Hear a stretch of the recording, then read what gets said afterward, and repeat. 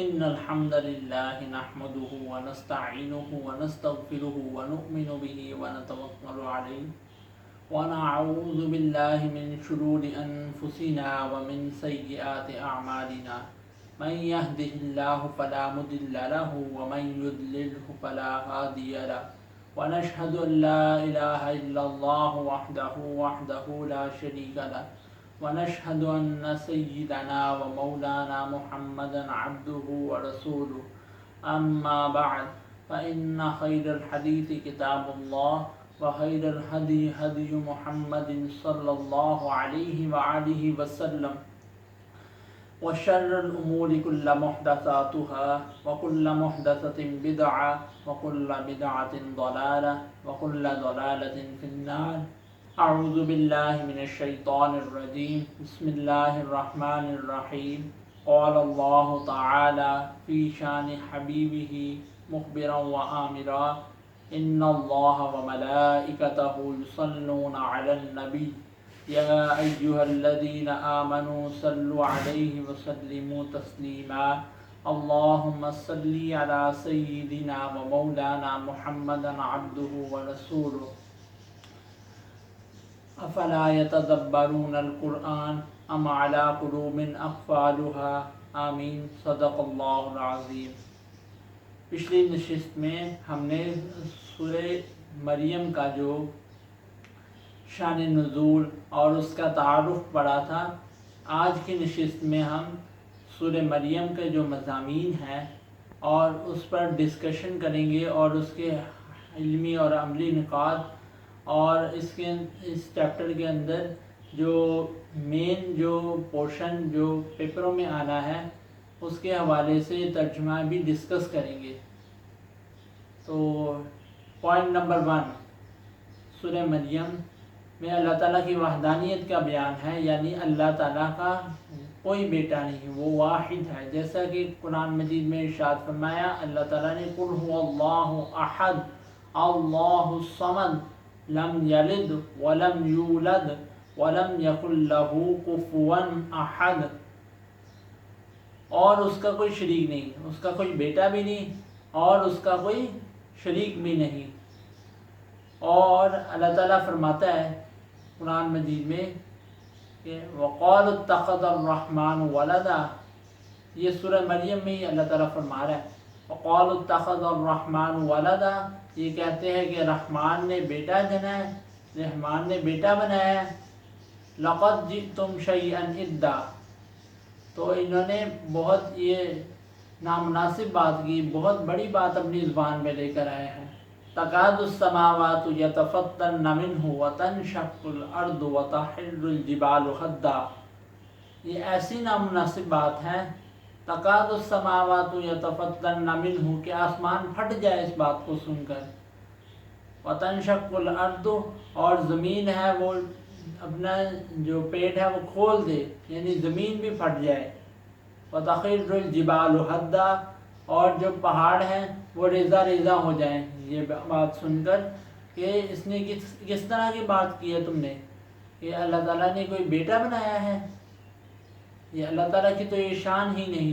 ان دعوا للرحمن ولدا. آگے اللہ تعالیٰ خود ہی ارشاد فرما رہا ہے کہ یہ جو آسمان پھٹے گا، زمین چاک ہو جائے گی 2 حصوں میں اور یہ پہاڑ ریزہ ریزہ ہو جائیں گے، یہ اتنی بڑی بات ہے.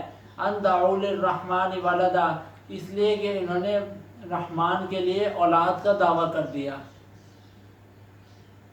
وما ينبغي للرحمن ان يتخذ ولدا. اللہ کی یہ شان ہی نہیں کہ اللہ تعالیٰ اپنا کوئی بیٹا بنائے. ظاہر سی بات ہے باپ کی سیٹ پر بیٹا بیٹھنے کی اتھارٹی رکھتا ہوگا تو بیٹا بنائے گا نا. جب اللہ واحد ہے، اللہ واحد ہے، 1 سے پہلے کیا ہوتا ہے؟ 0، کچھ بھی نہیں. اللہ واحد ہے تو اللہ تعالیٰ نے ہی سارا نظام چلانا ہے دنیا کا، تو اللہ تعالیٰ کو بیٹا بنانے کی ضرورت کیا ہے؟ یہی تو اللہ تعالیٰ ارشاد فرما رہا ہے وما ينبغي للرحمن ان يتخذ ولدا، کہ اللہ کی یہ شان ہی نہیں کہ اللہ تعالیٰ بیٹا بنائے. کیوں اس نے بیٹا بنانا ہے؟ اور اسی طرح زخرف میں اللہ تعالیٰ ارشاد فرماتا ہے قل ان کان للرحمن ولد، کہہ دو کہ اگر رحمان کی کوئی اولاد ہوتی فانا اول العابدون، تو میں پہلا ہوتا، یعنی اللہ تعالیٰ اپنی طرف مخاطب ہو کر کہہ رہا ہے کہ میں پہلا ہوتا اس کی عبادت کرنے والا اگر میرا کوئی بیٹا ہوتا۔ قل ان کان للرحمن ولد، کہہ دو کہ اگر رحمان کی کوئی اولاد ہوتی فانا اول العابدون، تو میں ہوتا، فانا اول العابدون، سب سے پہلے میں ہوتا اس کی بندگی کرنے والا۔ پوائنٹ نمبر 2، پھر اللہ تعالیٰ نے قرآن سورہ مریم کے اندر 7 انبیاء کا ذکر فرمایا، یعنی موسیٰ، ہارون، عیسیٰ، ابراہیم، نوح، ادریس اور اسرائیل۔ اسرائیل حضرت یعقوب علیہ السلام کا نام ہے، ان کا ذکر فرمایا، اور اللہ تعالیٰ نے بیان فرمایا کہ کسی کی معجزانہ پیدائش اس کو اللہ تعالیٰ کا بیٹا نہیں بنا دیتی۔ اور اللہ تعالیٰ نے اس سے بھی بڑی بات سورہ آل عمران میں فرمائی کہ تم تو کہتے ہو کہ عیسیٰ کا باپ نہیں تھا، اس وجہ سے کیا نام ہے ماں کے ذریعے اس کی پیدائش ہوئی، تو ان مثل عیسیٰ عند اللہ کمثل آدم، سورہ آل عمران میں اللہ تعالیٰ فرماتا ہے کہ عیسیٰ کی مثال آدم کی سی ہے، یعنی عیسیٰ کا تو صرف باپ نہیں تھا نا، آدم کی تو نہ ماں تھا نہ باپ تھا، تو اگر تم عیسیٰ کو اللہ تعالیٰ کا بیٹا بناؤ گے اس کرائیٹیریا کو رکھ کر، تو آدم علیہ السلام کے لیے یہ کرائیٹیریا اس سے بڑھ کر ہو جائے گا، پھر آدم علیہ السلام کو بھی مان لو اس کرائیٹیریا پر، تو وہ فیل ہو جاتے ہیں اس طرح۔ اور جو تیسرا مضمون اس میں کور کیا گیا وہ حضرت مریم علیہ السلام کا تذکرہ ہے اس صورت میں، اور حضرت عیسیٰ علیہ السلام کی پیدائش کا ذکر ہے اس صورت میں، اور آخری 3 رکوعوں میں قیامت کے احوال بیان کیے جا رہے ہیں۔ اسی طرح نیک بندوں کو اللہ تعالیٰ کے ہاں مہمان بنا کر لے کر جایا جائے گا۔ سورہ مریم کی آیت نمبر 85 اور 86 میں اللہ تعالیٰ یہی بات بیان فرما رہے ہیں، یوم نحشر المتقین الی الرحمن وفدا، کہ جو متقین اور پرہیزگار لوگ ہیں وہ رحمان کے پاس مہمان بن کر جائیں گے، وَنَسُوقُ الْمُجْرِمِينَ إِلَىٰ جَهَنَّمَ وِرْدًا، اور جو مجرمین لوگ ہوں گے جنہوں نے جرم کیا ہوگا، اللہ تعالیٰ کے ساتھ شریک ٹھہرایا ہوگا، قتل کیا ہوگا، اس طرح کے جرم کیے ہوں گے جن پر ان کا جرم ثابت ہو چکا ہوگا اور فیصلہ ہو چکا ہوگا، وَنَسُوقُ الْمُجْرِمِينَ إِلَىٰ جَهَنَّمَ وِرْدًا، اور جو مجرمین ہیں وہ جہنم کی طرف ہانکے جائیں گے۔ اللہم اجرنا من النار، اللہم اجرنا منہم۔ اور اسی طرح اس میں علمی اور عملی نکات بیان کی گئے ہیں۔ پوائنٹ نمبر 1، جو علمی اور عملی نکات ہیں وہ اس صورت کو پڑھ کر جو اس میں سے جو نکات جو پوائنٹس اخذ کیے جاتے ہیں وہ ہیں۔ پوائنٹ نمبر 1، اللہ تعالیٰ کی رحمت اور قدرت سے کبھی محروم نہیں ہونا چاہیے، ہر حال میں اللہ تعالیٰ سے دعا مانگتے رہنا چاہیے۔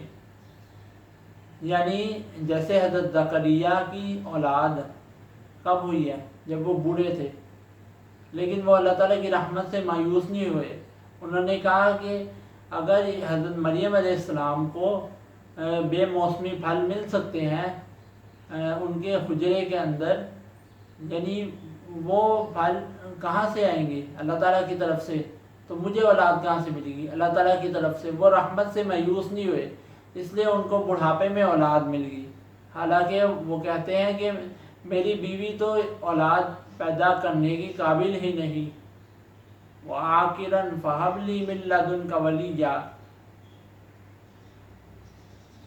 یہ حضرت زکریا علیہ السلام کی دعا سورہ مریم کے رکوع نمبر 1 میں رپورٹ ہوئی ہے یہ دعا۔ تمام انبیاء علیہ السلام نے اپنی قوم کو ایک اللہ کی عبادت کی دعوت دی ہے۔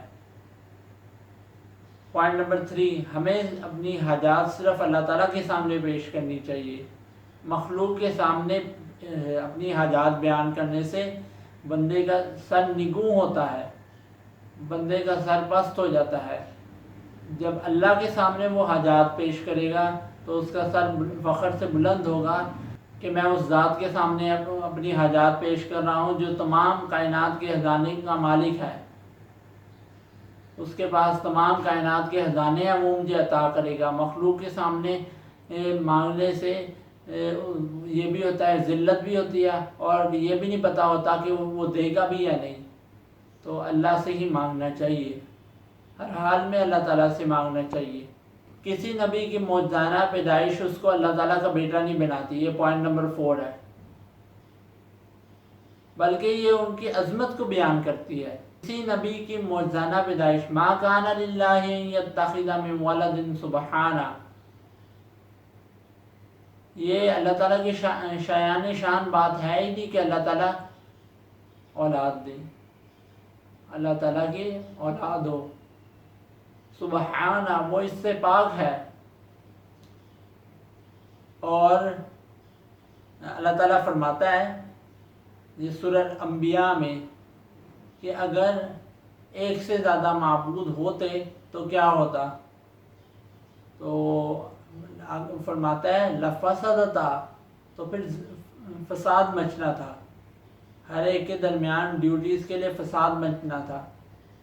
ارے جو دنیا کے بادشاہی نظام ہیں اس میں ایک بادشاہ کے اگر زیادہ بیٹے ہو جائیں، 10-12 بیٹے ہوں، تو اس کے مرنے کے بعد اقتدار کے لیے کسی کی آرزو نہیں ہوتی، ظاہر سی بات ہے ہر ایک کی آرزو ہوتی ہے اقتدار مجھے ملے، وہ اقتدار کی لالچ میں ایک دوسرے کو قتل کرنا شروع کر دیتے ہیں۔ اسی طرح جو پیر گدیوں پہ بیٹھتے ہیں، وہ پیروں کے آگے جو بیٹے ہوتے ہیں تو ان کو کسی کو لالچ نہیں ہوتی کہ وہ گدی پہ بیٹھے، گدی کے لالچ میں ایک دوسرے پر لڑنا شروع کر دیتے ہیں۔ تو یہی حال ہونا تھا۔ پھر اللہ تعالیٰ نے اسی کو بیان فرمایا کہ اگر ایک سے زیادہ معبود ہوتے تو زمین پر ضرور فساد مٹتا، لفسدتا، لام کی تاکید کے ساتھ آیا ہے، لفسدتا، تو زمین پر ضرور فساد ہوتا۔ پوائنٹ نمبر 5، ہمیں اپنے والدین کے ساتھ حسن سلوک سے پیش آنا چاہیے، اچھا سلوک کرنا چاہیے، کیونکہ یہ انبیاء علیہ السلام کا طریقہ ہے۔ یعنی حضرت ابراہیم علیہ السلام کی مثال کو دیکھ لیں، ان کی تبلیغ کو دیکھ لیں کہ انہوں نے اپنے باپ کو، حالانکہ ان کا جو باپ یا چچا جو تھا وہ بت تراشتا تھا، تو پھر بھی انہوں نے کس نرمی اور کس پولائٹ رویے کے ساتھ ان سے بات کی اور ان تک اللہ تعالیٰ کا میسج کنوے کیا۔ اور دوسرا دیکھ لیجئے کہ سورہ مریم کے اندر ہی حضرت عیسیٰ علیہ السلام فرما رہے ہیں وَبَرًّا بِوَالِدَتِی، کہ مجھے حکم دیا گیا ہے کہ میں اپنے والدین کے ساتھ حسن سلوک کروں۔ پوائنٹ نمبر 6، وہی پوائنٹ آ گیا جو میں بتا رہا تھا، ہمیں اپنے بڑوں کو نہایت ادب و احترام کے ساتھ نیکی کی دعوت دینی چاہیے اور انہیں برائی سے منع کرتے رہنا چاہیے، جیسا کہ حضرت ابراہیم علیہ السلام نے کیا۔ حالانکہ حضرت ابراہیم علیہ السلام کا جو باپ یا چاچا تھا وہ ان کو گھر میں بند کر کے رکھتا تھا، اور تو انہوں نے اس تک اپنا میسج کنوے کیا، اور آپ کا بھی کام یہی ہے کہ اگلے تک اپنی بات پہنچا دینا، اس کو ہدایت دینا اللہ تعالیٰ کا کام ہے۔ آپ کا کام ہے کہ آپ نے بس اس تک میسج کنوے کر دینا ہے، اس تک ہدایت کی دعا کر دینی ہے، اس کو ہدایت دینا اللہ تعالیٰ کا کام ہے۔ یہ تو نبیوں کا کام نہیں کہ وہ کسی کو ہدایت دیں۔ ہاں، اللہ تعالیٰ قرآن مجید میں ارشاد فرماتا ہے اِنَّکَ لَا تَهْدِی مَنْ أَحْبَبْتَ، کہ اے نبی آپ اس کو ہدایت نہیں دے سکتے جس کو آپ پسند کرتے ہوں، اور فرماتا ہے کیوں، وَلَٰكِنَّ اللَّهَ يَهْدِی مَن يَشَاءُ مِنْ عِبَادِهِ، بلکہ اللہ تعالیٰ جس کو چاہتا ہے اپنے بندوں میں سے ہدایت نصیب کرتا ہے۔ یہ ہدایت ایک دولت ہے جو اللہ تعالیٰ اپنے ان بندوں کو عطا فرماتا ہے جو اللہ تعالیٰ کی راہ پر آتے ہیں، جو اللہ تعالیٰ کی راہ سے جو پلٹ جاتے ہیں ان کو اللہ تعالیٰ ہدایت نہیں دے گا۔ اس لیے ہدایت کی ہمیشہ دعا کرتے رہنا چاہیے۔ اہدنا الصراط المستقیم، ہم یہی تو کہتے ہیں کہ ہمیں سیدھے راستے پر لگا، ہدایت کی دعا ہمیشہ کرتے رہنا چاہیے۔ یہ اللہ تعالیٰ کی ایسی نعمت ہے، جس کو یہ مل گئی تو اللہ تعالیٰ کا سیدھا راستہ وہ پا لیتا ہے۔ وہ کسی الٹے راستے پر بھی جا رہا ہو نا، اللہ تعالیٰ اس کو سیدھے راستے تک لے ہی جاتا ہے۔ پوائنٹ نمبر 7، ہمیں اپنا وعدہ پورا کرنا چاہیے، کیونکہ یہ انبیاء علیہ السلام اور نیک لوگوں کی صفت ہے۔ جیسا کہ اللہ تعالیٰ نے قرآن مجید میں ارشاد فرمایا، سورہ مائدہ کی پہلی آیت ہی یہی ہے، یا ایھا الذین آمنوا اوفوا بالعقود، اے ایمان والو اپنے وعدوں کو پورا کرو۔ وعدہ پورا کرنا ایمان کی صفت ہے۔ اور منافق کی 3 نشانیاں جو بیان ہوئی ہیں صحیح بخاری کے اندر بھی اور باقی دیگر کتب ستہ اور دیگر احادیث کی کتابوں میں بھی جو منافق کی نشانیاں بیان ہوئی ہیں وہ یہ ہے کہ وعدہ کرے تو وعدہ خلافی کرے گا، بات کرے گا تو جھوٹ بولے گا، امانت رکھوائی جائے اس کے پاس تو خیانت کرے گا اس میں۔ تو یہ وعدہ جس سے کیا جائے، کمٹمنٹ کی جائے تو کمٹمنٹ کو پورا بھی کرنا چاہیے، یہ ایمان کی صفت ہے۔ Point number 8، last and very important point, اللہ تعالیٰ نے قرآن مجید کو عربی زبان میں نازل کیا، یہی حضرت محمد صلی اللہ علیہ وآلہ وسلم کی زبان تھی، یہی قرآن کی زبان ہے، اس لیے ہمیں قرآن پاک سیکھ کر اس پر عمل بھی کرنا چاہیے، غور و فکر کرنی چاہیے۔ جیسا کہ سورہ محمد میں اللہ تعالیٰ فرماتا ہے، افلا یتدبرون القرآن، تم لوگ قرآن پر غور و فکر کیوں نہیں کرتے؟ ام علی قلوب اقفالها، کیا تمہارے دلوں پر تالے پڑے ہوئے ہیں؟ صرف قرآن کو حالی رٹ لینا کافی نہیں کہ جو حفاظ بن جاتے ہیں وہ جی قرآن پاک کو رٹ لیا تو وہ جنت ان کے لیے پکی ہوگی، اس بات کی گارنٹی اللہ تعالیٰ نے کہیں پہ بھی نہیں دی۔ اللہ تعالیٰ نے فرمایا تدبر القرآن، قرآن پر غور و فکر کرو۔ غور و فکر کب ہوگا؟ جب پتہ ہوگا کہ قرآن پاک میں لکھا ہی کیا ہے۔ جب پتہ ہی نہیں ہوگا لکھا کیا ہے تو پھر اس پر بات پر عمل کیسے کیا جائے گا؟ صحیح بخاری میں ایک حدیث ہے جس کا ترجمہ میں آپ کو بیان کرنا چاہتا ہوں۔ یہ حدیث اس کتاب میں بھی لکھی ہوئی ہے کہ یہ بھی اعزاز حضرت عیسیٰ علیہ السلام کو حاصل ہے۔ وہ فرماتے ہیں، ماں کی گود میں جو سب سے پہلے جس کو کلام کرنے کا شرف حاصل ہوا وہ میں ہوں، اور آگے چل کر میں ان کا خطبہ بھی بتاؤں گا کہ انہوں نے ماں کی گود میں کیا کلام کیا۔ اور جو ان کی نشانیاں حضرت زکریا علیہ السلام نے بتائی تھی، تکلم الناس فی المہد وکہلا، یعنی سورہ آل عمران میں جو نشانی بیان کی تھی کہ وہ ماں کی گود میں بھی کلام کریں گے، وکہلا، اور بعد میں بھی۔ فٹ نوٹ پر ایک چیز لکھی ہوئی ہے، وہ بھی آپ کو بتاتا چلوں۔ فٹ نوٹ پر بھی 2-3 اہم باتیں لکھی ہوئی ہیں۔ ہمارے نبی پاک صلی اللہ علیہ وآلہ وسلم نے معراج کے سفر میں جن انبیاء علیہ السلام سے ملاقات کی، صحیح بخاری میں تفصیل کے ساتھ اس کے ذکر آتا ہے، اور صحیح مسلم کے اندر اور سنن نسائی کے اندر اور جامعہ ترمذی میں اس بات کا ذکر ملتا ہے۔ جن انبیاء علیہ السلام سے ملاقات ہوئی ان میں حضرت عیسیٰ علیہ السلام سے بھی ملاقات ہوئی۔ حضرت عیسیٰ علیہ السلام سے دوسرے آسمان پر ملاقات ہوئی۔ جب ملاقات ہوئی حضرت عیسیٰ علیہ السلام نے حضرت محمد صلی اللہ علیہ وآلہ وسلم کو دیکھ کر فرمایا، خوش آمدید نیک بھائی، نیک نبی، نیک بھائی۔ آپ کو مزے کی بات بتاتا چلوں کہ 7 آسمان پر ہر ایک نبی سے ملاقات ہوئی۔ جب آئی باری حضرت ابراہیم علیہ السلام کی تو ابراہیم علیہ السلام نے یہ نہیں کہا نیک بھائی، انہوں نے کہا نیک بیٹے، کیونکہ حضرت ابراہیم علیہ السلام نے ہی یہ دعا کی تھی کہ رب جعلنی مقیم الصلاۃ، اے رب میری نسل سے ایسی اولاد پیدا کر جو تیرے دین پر ہو، تیرے دین کا نام لینے والی ہو، تو نماز پڑھتی ہو، وہ اس کے نام سے تیرا چرچا رہے گا۔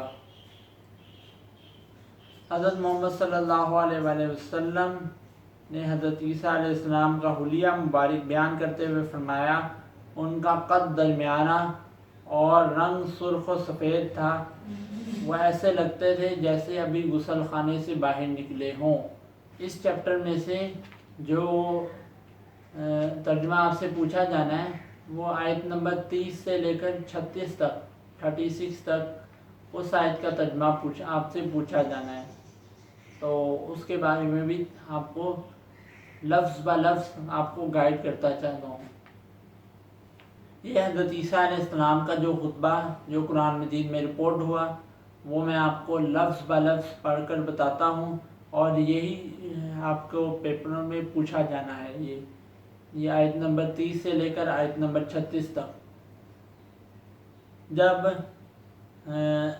حضرت عیسیٰ علیہ السلام کی والدہ محترمہ حضرت مریم سلام اللہ علیہا سے پوچھا گیا کہ یہ بچہ کہاں سے آیا ہے، تو انہوں نے بچے کی طرف اشارت کر کے کہا اس سے پوچھو کہ یہ کہاں سے آیا ہے۔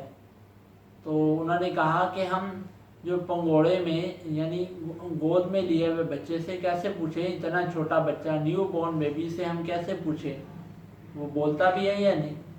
تو یہ معجزہ ہونا تھا۔ اگر معجزہ ہوتا ہے کہ جو فزیکل فنومنا آف نیچر کو توڑ دے، فزیکل فنومنا آف نیچر آپ سے ڈیمانڈ کرتا ہے کہ بچہ جب تک 2 سال کا نہ ہو جائے وہ بات نہیں کرتا، کوئی آواز نہیں نکالتا، 2 سے 4 سال کا ہو جائے 4-5 سال کا تب وہ صحیح طرح بولنا شروع ہوتا ہے، اور اس بچے کے اندر بھی اتنی سمجھ بوجھ نہیں ہوتی جتنی حضرت عیسیٰ علیہ السلام کا بتایا ہے۔ حضرت عیسیٰ علیہ السلام نے فرمایا قال انی عبد اللہ، وہ بچہ بول اٹھا بے شک میں اللہ کا بندہ ہوں، آتانی الکتاب وجعلنی نبیا، اس نے مجھے کتاب عطا فرمائی اور مجھے نبی بنایا، وجعلنی مجھے بنایا مبارکن اینما کنت، اور مجھے بابرکت بنایا اینما کنت جہاں بھی میں ہوں، واو کا مطلب ہے اور، واوصانی بالصلاۃ والزکاۃ، اور مجھے نماز اور زکوٰۃ کا حکم فرمایا۔ جیسا کہ اسی صورت کے ریفرنس سے میں آپ کو ایک بات عرض کرتا چلوں، سورہ آل عمران میں بھی جب حضرت مریم علیہ السلام کو فرمایا گیا تھا، ان کو بھی یہی فرمایا گیا تھا کہ وہ یا مریم اقنتی لربی، کہ اے مریم آپ نیکی کے کام اختیار کریں، واسجدی وارکعی مع الراکعین، کہ آپ سجدہ کریں اور رکوع کریں رکوع کرنے والوں کے ساتھ۔ سورہ آل عمران میں یہ فرمایا گیا تھا، یعنی نماز بہت اہم رکن ہے، اور یہ اس کو چھوڑنا نہیں چاہیے، نماز کے رکن کو نا۔ یہ نبیوں کو جہاں نماز معاف نہیں تو عام بندوں کے لیے بھی معاف نہیں ہے۔ نماز سب سے اہم اور ضروری چیز ہے جو ہر نبی پر لازم تھی۔ اوصانی بالصلاۃ والزکاۃ ما دمت حیا، اور مجھے نماز اور زکوٰۃ کا حکم فرمایا ما دمت حیا، جب تک میں زندہ رہوں، یعنی جب تک میں زندہ ہوں نا، یعنی حضرت عیسیٰ علیہ السلام جب دنیا میں دوبارہ تشریف لائیں گے نا، تب بھی وہ نماز ادا کریں گے۔ عصر کی نماز کے لیے جو آتا ہے کہ حدیث پاک میں آتا ہے کہ جب وہ اتریں گے نا تو امام مہدی کے پیچھے وہ نماز ادا فرمائیں گے، اور جس نماز کا وضو کر کے وہ گئے تھے نا، یعنی غسل کر کے گئے تھے، تو وہ اسی حالت میں واپس بھی آئیں گے، یعنی جس حالت میں وہ آج سے تقریباً سمجھ لیجئے 2023 سال پہلے جس حالت میں دنیا سے رخصت ہوئے تھے، وہ اسی حالت میں وہ واپس آئیں گے، یعنی وہ جس وضو کی حالت میں وہ گئے تھے اسی وضو سے وہ امام مہدی کے پیچھے نماز ادا فرمائیں گے۔ وَبَرًّا بِوَالِدَتِی، اور اپنی والدہ کے ساتھ اچھا سلوک کرنے والا بنایا، ولم یجعلنی جبارا شقیا، اور اس نے مجھے سرکش و نافرمان نہیں بنایا۔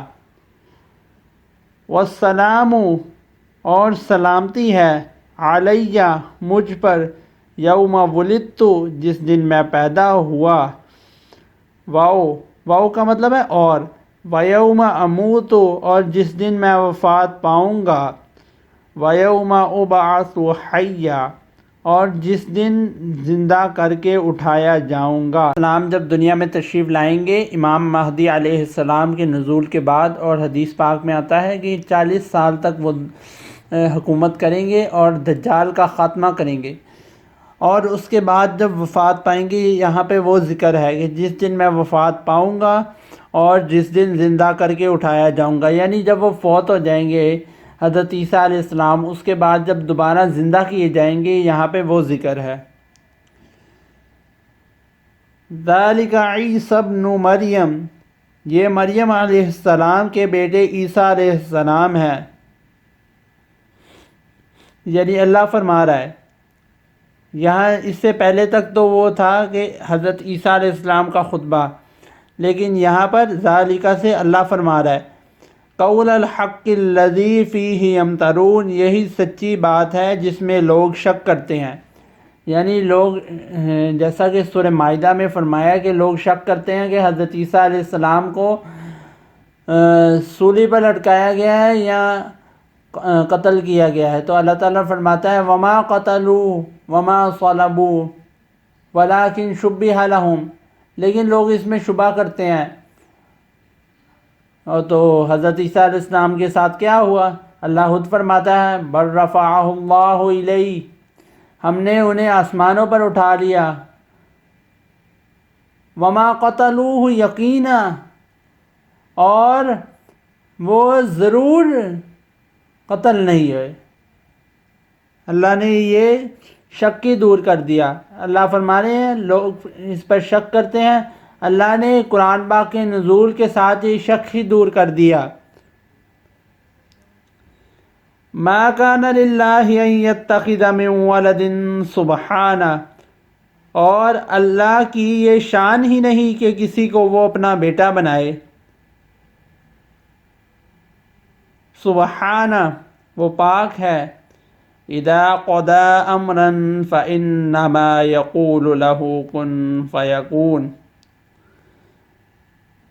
جب وہ کسی چیز کا ارادہ فرماتا ہے، امراً ارادہ فرماتا ہے یعنی کسی چیز کا، فَإِنَّمَا، تو اس سے یہی فرماتا ہے، اس کا مطلب بے شک بھی ہے، یقول لہو کن فیکون، تو وہ کہ ارادہ فرماتے ہیں تو وہ کہتے ہیں، یعنی یقولو کا مطلب کہتے ہیں، لیکن یہاں پر وہ نہیں لکھا ہوا، یہاں پہ لکھا ہوا ہے کہ ہو جا، یقول لہو کن کا مطلب ہے ہو جا، فیکون تو وہ ہو جاتا ہے، واو کا مطلب ہے اور، ان اللہ، بے شک اللہ، ربی میرا رب ہے، وربکم اور تمہارا رب ہے، فاعبدوا تو اسی کی عبادت کرو، ھذا صراط مستقیم یہ سیدھا راستہ ہے۔